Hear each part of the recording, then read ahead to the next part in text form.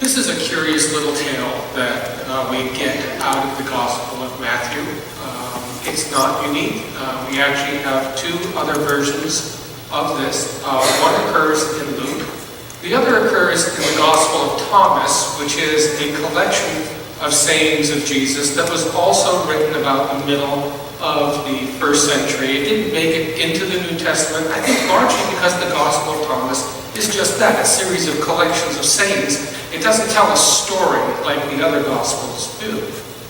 And in Luke and in Thomas, the intent of the story is to be told to the rich to upbraid them for excluding the poor within their own fellowship, especially within the church. And we know that this was a particularly persistent problem. All you have to do is read Paul's letters to the early churches, specifically Corinthians. It's all over the place, how the rich sequestered themselves off from the poor, brought their abundance to the church, celebrated the Lord's Supper out of their abundance, and drunkenness and gluttony. And by the time the poor could get there, all the food and the drink was gone. So this is really the context of the original story. The other thing about Luke and Thomas is that they are much shorter than the version we find in Matthew, and that tells us something as biblical scholars.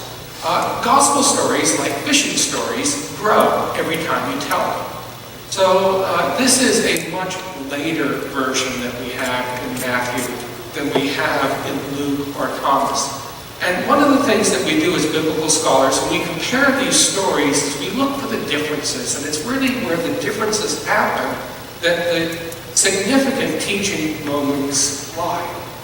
So the basic outline that Luke and Thomas have is that someone, a person, ordinary person, decided to throw a dinner party and sent out invitations. All the invitations came back, sorry, can't attend. So in order not to waste the food, the host decided to open up his doors to all comers and invited everybody in, and all the food was eaten. Matthew ups the ante. Notice how he begins his story. A king held a wedding banquet for his son. A king. Not an ordinary person, a king. And this is a state occasion. Not just an ordinary meal, but a wedding banquet where all the peers of the realm are invited. I will never forget the day that the letter arrived at our house from Buckingham Palace, inviting my parents to attend Royal Ascot. Now, those of you who know about horses know it's a horse race, kind of like the Kentucky Derby. It is outrageous in the stands, and it's a bit more than the Kentucky Derby because it's a royal event, so it's on social steroids. And my parents were invited to be in the royal enclosure. And that sent the whole household into a tizzy. My mother had no idea what she was going to wear, because if you were in the royal enclosure, you had to wear, as a woman, something unique and chic. You would be socially condemned if you had a similar outfit as somebody else. And so that whole thing got sort of ramped up. My father got off easy. Back then, in the early 70s, the dress was very traditional for men. You had to wear a gray tails waistcoat, silver knobbed cane, gloves, top hat, and of course the ascot tie. And I remember when the clothes came and they were delivered, and my parents tried them on for the first time, and my father started practicing his bow and my mother her curtsy for the time when the royal family would pass by, where they were seated on their way to their loge. And you know, I'm 12, 13 years old at the time. I'm beginning to be a snarky teenager. I'm trying to sort of figure out my identity. Am I American or am I English? And the Theodore Roosevelt voice in the back of my head saying, you know, we're Americans. We don't bow to anybody. But this was a royal invitation. How could you refuse a royal invitation?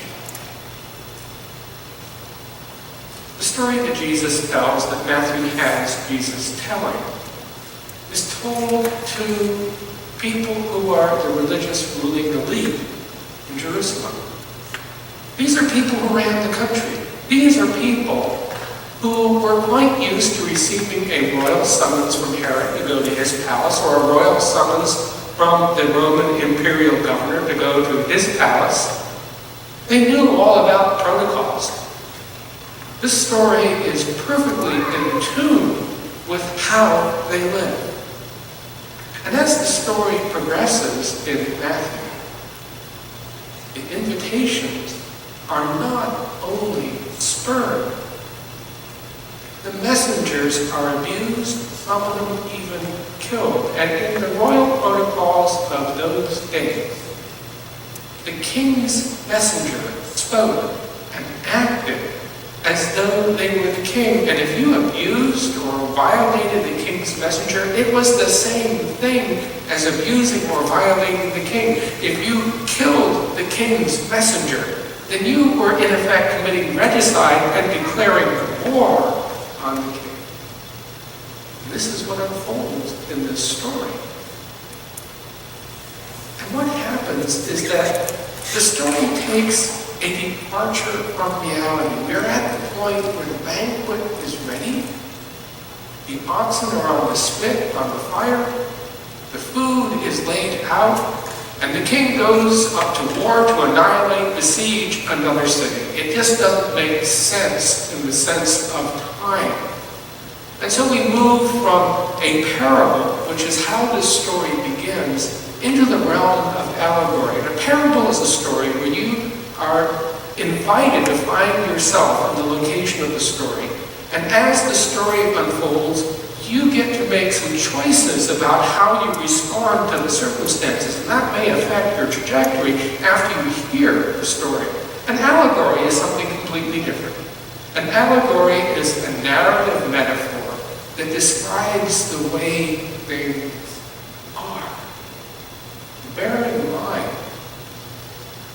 Matthew is writing after the destruction of the temple.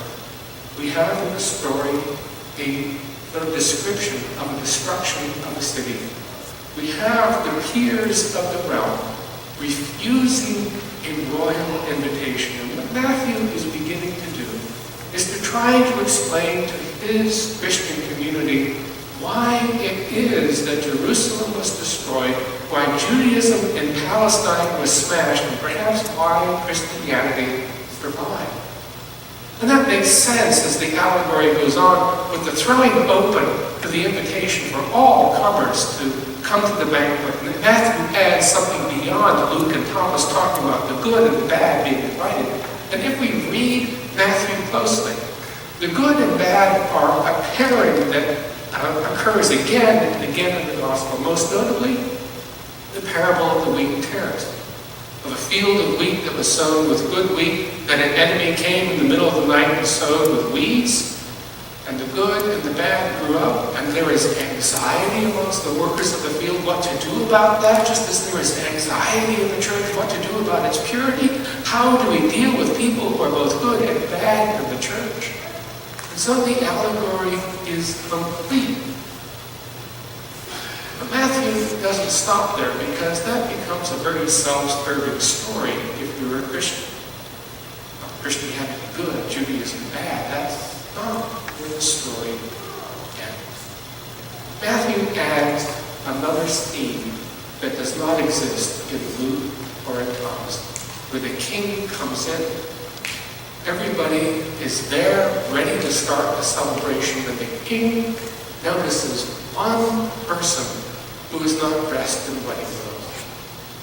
And the king begins frantic.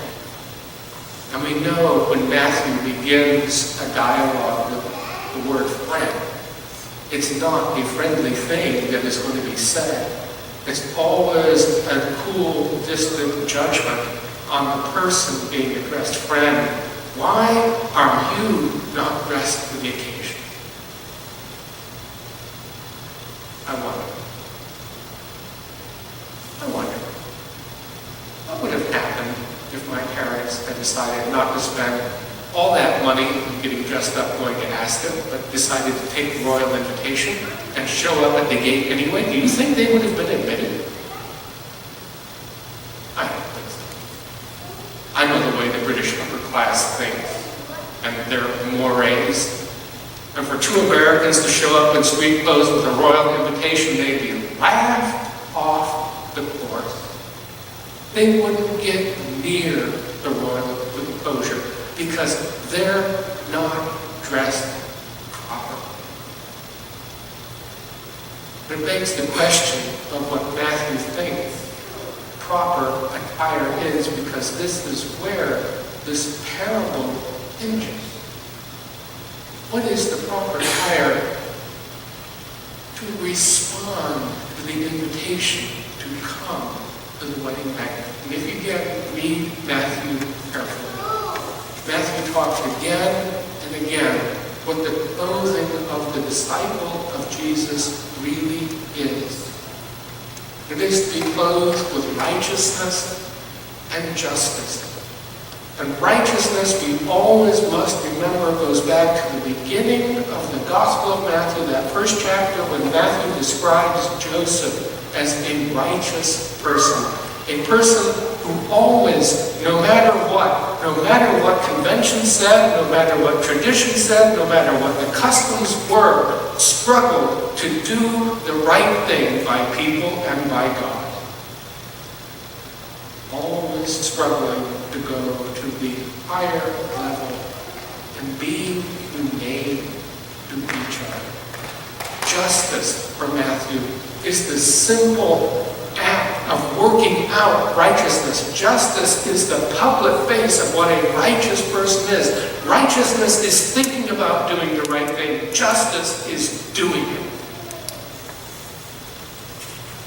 And so we have that to parable that redeems the allegory from a historical place to put it in front of us and ask us, each and every one of us, and all Christians in all times, if we are invited to God's heavenly banquet.